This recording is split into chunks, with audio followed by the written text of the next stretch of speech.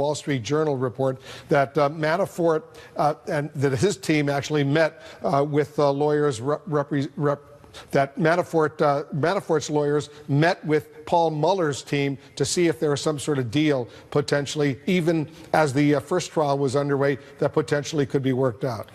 I was stunned because all along Paul Manafort has made it very clear he wanted to fight this out through two trials, that he was going to proclaim his innocence and defend himself to the end, that there would be no deal, no cooperation. He ended up in solitary confinement because of witness tampering. He's been pretty defiant all along. The idea that during those deliberations, he actually so last minute, so 11th hour, sought to come to some kind of agreement. It obviously fell apart. Our understanding is he wasn't willing to go as far in full cooperation as those deals require. Is interesting, but it doesn't seem that he, in the end, really wants to cooperate. The timing of it was very, very strange to wait until he had so little leverage. What do you think? Well, to AB's point, I think the public surprise at this is that Paul Manafort has had this public face of defiance, right? I will fight the charges. I'm not interested in a deal. But the reality is, as these trials progress and you start to see the weight of the evidence against you, and you see the juries kind of nodding their heads at the prosecution's story that they're telling about you, and you're getting closer and closer to that final day of judgment, people's minds can easily change. And having, to Shimon's point, another trial around the corner in a probably even more hostile venue with even more dramatic charges against him, I have to think that a plea has to be on Mr. Manafort's mind. And if negotiations have broken down, it would not shock me a minute if they are restarted at some point. Would you be surprised, Joseph, if they move the trial outside of the District of Columbia? That's a fairly extreme measure. I can see why Mr. Manafort's defense team would make the argument. He'll say, I can't get a fair hearing in D.C. because the president has single-digit popularity in this jurisdiction. But that's an extremely difficult decision to get from a judge. More likely, they'll have a vigorous voir dire. They will vet the jurors. They will ask them, as they did in Virginia a few months ago, can you view the evidence fairly and make a fair decision? And the criminal justice system will work as it's supposed to.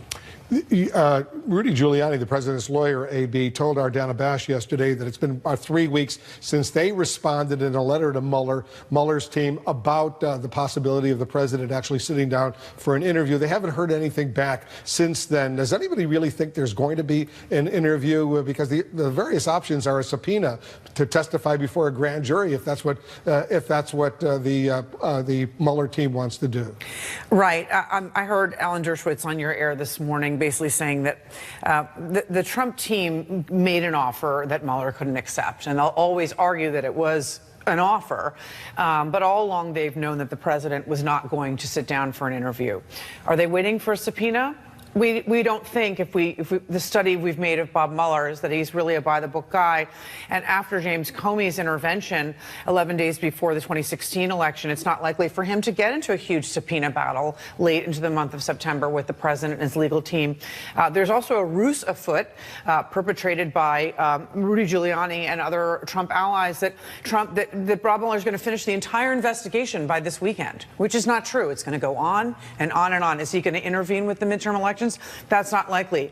But we're looking probably at a long pause, but also an investigation that's likely to carry on much longer than the president's team is willing to admit. And if there's a subpoena to the president to testify before a grand jury, that could drag through the courts for a long time. It can, and it will. I mean, ultimately, my view, and I think the view of most of us in the field, is that a president would ultimately have to submit to a subpoena or else plead the fifth. But you're right, it will take months to weave its way through the courts, possibly even getting to the Supreme Court to make a final decision. How is this playing out politically right now, AB? Because we are only, what 70 days or so from the midterm elections. Is it likely that there's no way it's going to be wrapped up before then? It's going to go on. But the question is, does Mueller, for political reasons, because there is a tradition of the Department of Justice, you don't make these kinds of announcements, major statements in advance of an election by those who are part of the election. I guess the president is part of the election, even though he personally isn't running. There is a tradition you avoid that. I just think it's going to be dark from now through well after November 6th. And I think this idea that you can see conservatives on Twitter saying, Special Counsel Mueller, it's time to get everything wrapped up by the weekend. Like he's going to have a report to Congress. This is we're looking at a long, long road. It could go well into 2019. But yes, is it going to affect the midterms? It is, because there's new news out of Southern District of New York and new legal peril for the president that's going to be part of the Democrats' narrative in this Let's not forget the Iran-Contra investigation went out for 7 years. The Whitewater investigation during the Bill Clinton administration, that went out for 6 or 7 years, too. This has been going on for just more than a year so far. Guys, thank you very, very much. Up next, a new push for President Trump to fire his Attorney General, Jeff Sessions, this time coming in from some evangelical leaders here in the United States. Is he losing support from his remaining allies at the same time in the nations is being... He does in terms of trying to analyze the situation. That doesn't mean that Jeff Sessions has lost the confidence of folks within the United States Senate. We really think the president made the right choice in the first place. We thought he was a great choice as the Attorney General. We understand that relationships are strained right now. We just simply think that the president did make the right choice in the first place, and we think that Attorney General Sessions has made the right choice when he stepped aside to begin with regard to the Mueller investigation. And he did what he thought was the right thing to do, and that's the one thing about Jeff Sessions. He's going to do what he thinks is right, and that's what this department needs right now. Are you okay if the president does go ahead and fire Sessions after the midterm elections? Look, I hadn't really thought about timing on this stuff as much as I have just the thought that it sends a message of distrust or a suggestion that the president would want someone who might very well take a different approach to the Mueller investigation. And if he would be terminating Attorney General Sessions because of the Mueller investigation, then I think we're going to have some serious issues, because most of us believe that we should follow this through until it is complete. And at the same time, we still have this huge amount of respect for a man that we really think is doing things for the right purposes. And look, times can change, and no one should ever say someone should be in a position forever.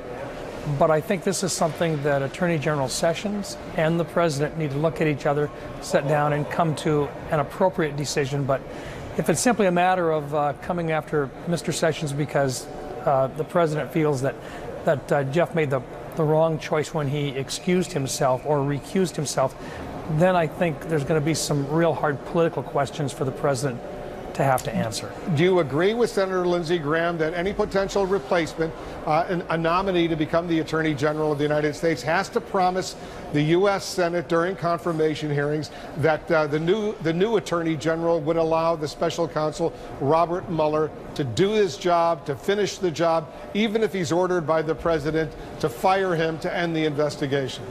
You know, I think that's part of the reason why we keep saying that Attorney General Sessions is the right guy for the job right now. As long as he is in office, you don't have that question being asked, and you also don't have the President of the United States being reminded of the need for that investigation to continue on. So I think regardless of who is in that position of being the Attorney General of the United States, that question is always going to be there in terms of, do you support the independent investigation that is currently moving forward? And we just want to see it get completed. We'd like to see it expedited. We'd like to see it complete. And the president's been right when he says there has been no evidence of collusion. And so when he moves forward, you can understand the reason why he is frustrated. He'd like to get on with things that he wants to get done with. We don't blame him for that. But we have no idea. Tough part of it. Yeah. We have no idea what Mueller may have collected, behind closed doors. There's been very little, if any, leaking coming out of Mueller's team. So we don't know what evidence he has or doesn't have. But you're right. Let him finish his job. Issue a report to the Deputy Attorney General, Rod Rosenstein, who oversees him, and then Rosenstein can submit it to Congress, and you guys in the House and Senate can do with it what you want. Let's move on to John McCain, a man you knew well. I'm sure you admired him like almost everyone else. What do you think of the criticism the president has been receiving for his lack of an early response in praising Senator McCain as an American hero in the role that he played? I wish it wasn't so. I met John back in 2008 when he was on the bus, and I rode with him from Rapid City to Sturgis, where he spoke to 40,000 bikers there on an evening. That was it was one of the most memorable events I've ever been at. I'll never forget it. And John got up there and he just wowed them, and they loved him. And at that point you realize just what an impact he had and how revered he was.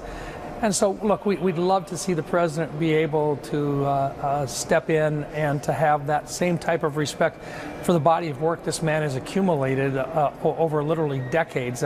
Look, he truly is an American hero. He truly represents some of the finest things that this country has to offer. But I can also share with you, John could be cantankerous, and that was part of what I think we loved about him. Was I remember telling him one time, I said, John, I haven't had anybody yell at me in over 2 weeks. You feeling okay? And so he could be a character, but we all knew that. And sitting in the committee, you knew what his focus was. It was on the men and women who wear the uniform. You knew his focus was on what was right. But he also held the Department of Defense accountable. I remember on numerous occasions where he would step up and say, I think they're out of line with their budget. I think they're asking too much. They're wasting money over here. So he was a hard driver. And in doing so, he wasn't afraid to ruffle